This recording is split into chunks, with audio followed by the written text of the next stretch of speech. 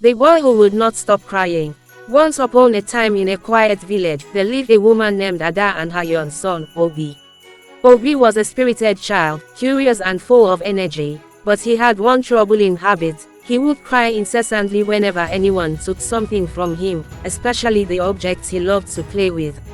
His cries were loud, persistent, and could be heard across the village, leaving Ada distressed and embarrassed. One day, while Ada was busy preparing their evening meal, Obi found a sharp knife left on a low table. Fascinated by its gleam and intrigued by the way it caught the light, he picked it up and began to wave it around, pretending it was a sword. Ada noticed her son playing with the knife and was immediately alarmed. "Obi," she said cautiously, "put that down, it is dangerous." But as she reached for the knife, Obi's face crumpled, and he let out an ear-splitting wail. The other villagers, accustomed to his outbursts, began to glance toward Ada's home with disapproving stares. Afraid of causing a scene and weary of the constant crying, Ada hesitated. "He will stop when he tires," she thought. "And besides, I will keep an eye on him."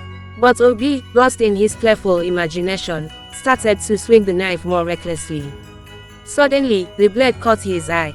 There was a sharp scream, and then silence. When Ada rushed to him, she saw blood streaming down Obi's face. The knife had blinded him in one eye. Panic-stricken, Ada called for help. The village healer did all they could, but the damage was irreversible. Obi's world was forever darkened. As Obi grew older, he learned of the incident that caused his blindness. Curious and persistent, he eventually pieced together the full story. When he realized that his mother had seen him with the knife and chose not to act out of fear of his crying, anger and resentment filled his heart.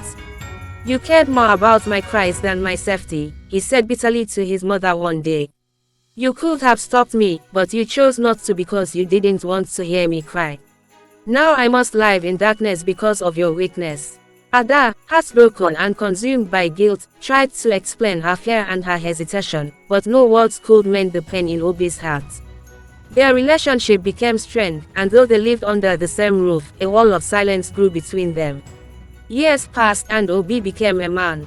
Though blind, he learned to navigate the world with resilience. One day, a young boy in the village came running to him, holding a small, sharp object. "Look what I found," the boy said excitedly. Obi, remembering his own tragic past, gently but firmly took the object away. The child began to wail, but Obi remained calm. "Cry if you must," he said, "but some things are more important than tears." The child's cries eventually stopped, and Obi handed him a safer toy to play with. He walked away, smiling. Obi sat quietly and reflected on the day he lost his sight. For the first time, he allowed himself to forgive his mother, not entirely, but enough to let go of the anger that had weighed on him for so long. Moral lesson. The story teaches that true love and responsibility sometimes require making difficult choices. Parents should not hesitate to scold or discipline their children, as it is a sign of love and care, aimed at protecting them from harm. Likewise, children should not keep frown faces when scolded, as their parents' guidance comes from a desire to see them grow safely and become the best versions of themselves.